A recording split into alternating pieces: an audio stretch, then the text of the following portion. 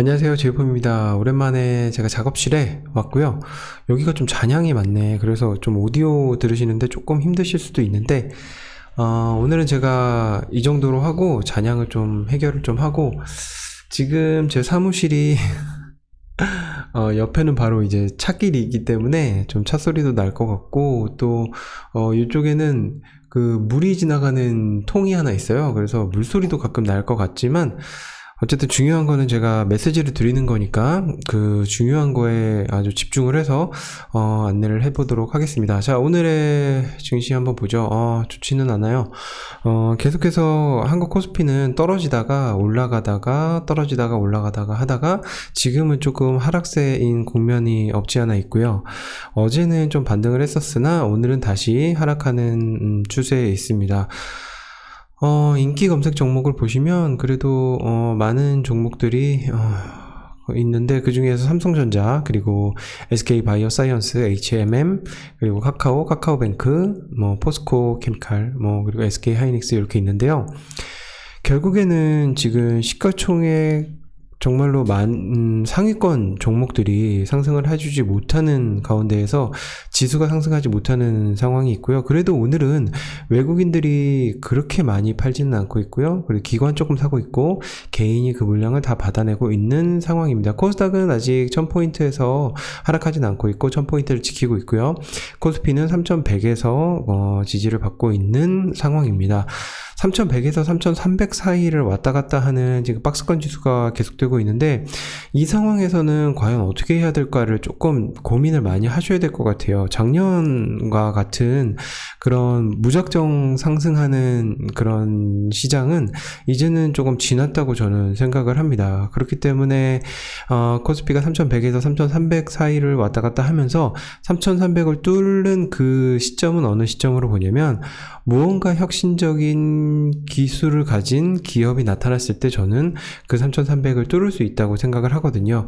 언제가 될지, 그리고 어떤 기업이 될지는 모르겠지만, 그게 삼성전자가 될지 아니면 카카오가 될지 네이버가 될지, 그거는 현대자동차가 될지 기아차가 될지는 아무도 모르는 거고, SK하이닉스가 할 수도 있는 거고요.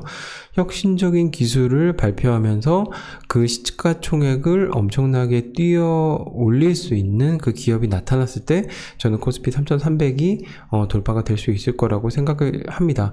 시장 지표를 좀 보면은 우리가 가장 걱정했던 게 뭐예요? 바로 환율이죠. 환율이 그래도 그나마 조금 하락하는 국면에 있는 것은 아주 고무적인 일이라고 할 수 있고요. WTI 그냥 원유는 다시 내려갔다가 다시 올라오는 상황이네요. 그래서 인플레이션을 좀 걱정해야 되는 상황이고, 계속해서 인플레이션이 일시적인 상황이라고 연준에서 계속 이야기했었는데 27일에 잭슨 홀 미팅에서는 어떤 이야기를 할지는 조금 주목을 해봐야 될 것 같고요. 해외 증시가 그래서 어쨌든 상승하고 있지만 조금은 눈치를 보고 있는 상황이라고 생각하시면 됩니다.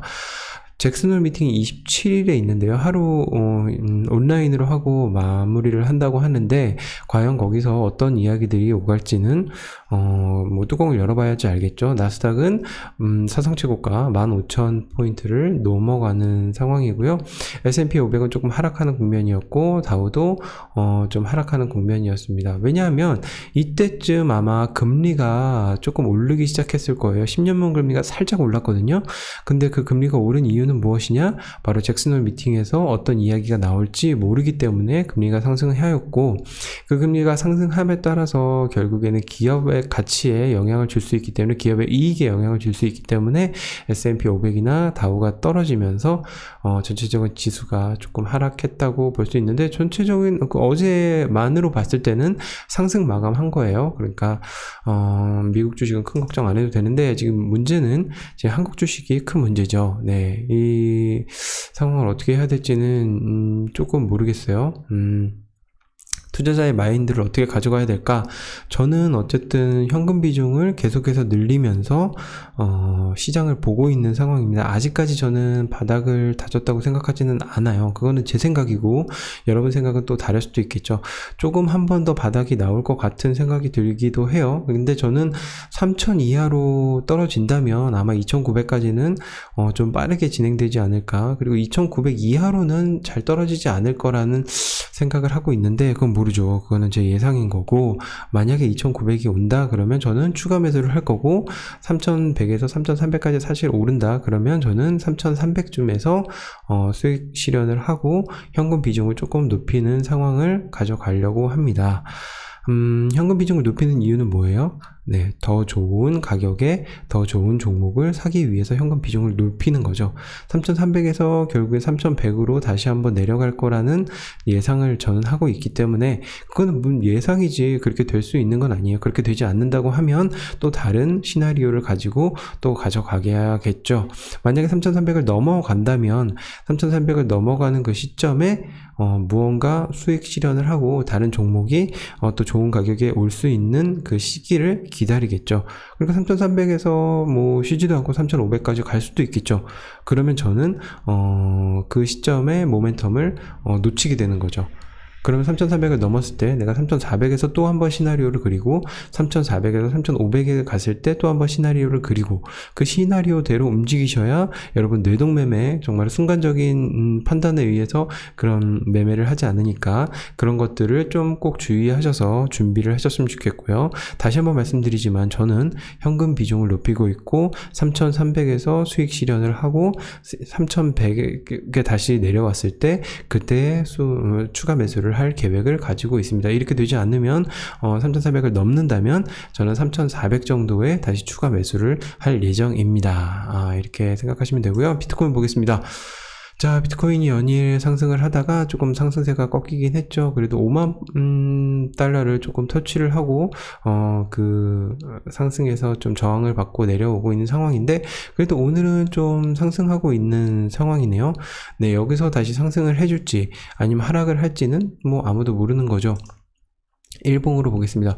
일봉으로 봤을 때 여기서부터 지금 여기까지 상승한 거잖아요. 엄청나게 가파르게 상승하고 이 상승분을 지금 온전히 갖고 있는 상황입니다. 이 상황에서 위로 갈지 아래로 갈지는 저는 늘 언제나 비트코인은 위로 간다고 생각하고 있지만 사실 그거는 위험한 생각이에요. 네. 위로 간다고만 생각하고 투자를 한다면 돈을 못 벌 사람이 누가 있겠어요.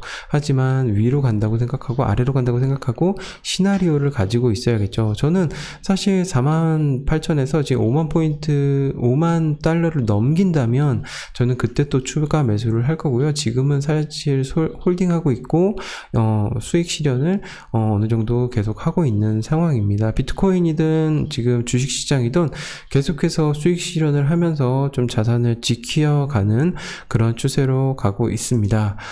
오늘은 어쨌든 여기까지 지금 말씀드릴 수 있을 것 같고요. 지금 물소리 지나가는 거 지금 들으셨죠? 네. 물소리도 날 거고, 좀 잔향도 있을 거고, 그래도 그나마 다른 유튜버에 비해서 제가 오디오에 신경을 많이 쓰고 있는 상황이니까, 오디오에서 그렇게 많이 큰 거부감은 있지 않으실 거지만, 조금 더 오디오가 좋을 수 있도록 제가 이 작업실 환경을 좀 더 좋게 만들어 보도록 하겠습니다. 2주 동안, 제가 유튜브를 올리지 못했는데, 3주인가요? 못했는데 그 이유는 우리 아가들이 어린이집과 학교를 가지 않았기 때문입니다. 코로나 때문에. 그래서 어린이집과 학교를 못 가면 제가 아이들을 케어하면서 재택근무를 해야 되거든요. 재택근무를 하면 사실 영상을 녹화하기가 쉽지가 않습니다. 그래서 2주 동안 3주 동안 기다려준 여러분들에게 정말로 감사를 드리고요. 조금 더 도움이 될 수 있도록 더 좋은 영상으로 찾아뵙도록 하겠습니다. 제이폼이었습니다. 고맙습니다.